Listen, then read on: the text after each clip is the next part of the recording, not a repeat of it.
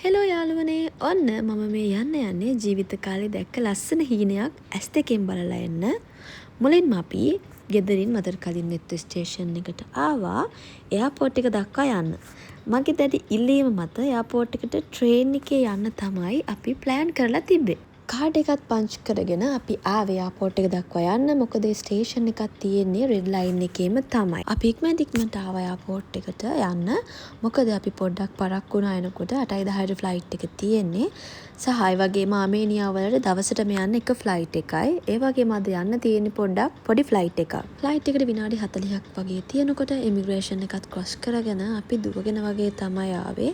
ඒ අතරේ මම කාලයක් තිස්සේ ආසාවෙන් හිටියා මේ කතාර් වේස් එකේ අයිකන් එක වගේ ඉන්න ටෙඩියත් එක්ක ෆොටෝ එකක් ගන්නත් අමතක කරේ නැහැ. කතාර් එයාපෝට් එක ටිකක් ලොකුයිනේ. ඒ නිසා අපේ ගේට් එකට යන්න මේ වගේ ට්‍රේන් එකකත් අපිට යන්න වුණා. ඒ ට්‍රේන් එකෙත් ගිහින් ආපහු අපිට ටික දුරක් යන්න වුණා. අපි ඉක්මනට ගියා එයාපෝට් එකේ. ලස්සනවත් මට හරියට ඉතින් බලා ගන්න උනේ නෑ මේ හින්දා.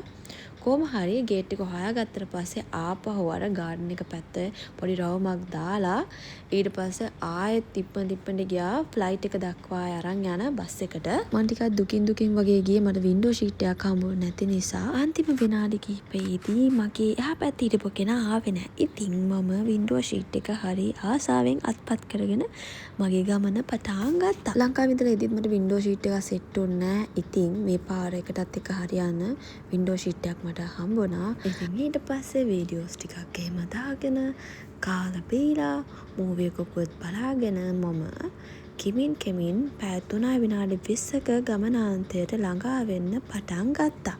යන්න හදිස්සියට යන්න අවස්ථාව දීලා හෑර් ලගේජ් එකත් අරගෙන අපි ගියා පැකේජ් ක්ලේම් කරන්න. ඒකෙත් පොඩි ප්‍රොසීඩර් එකක් තියෙනවා.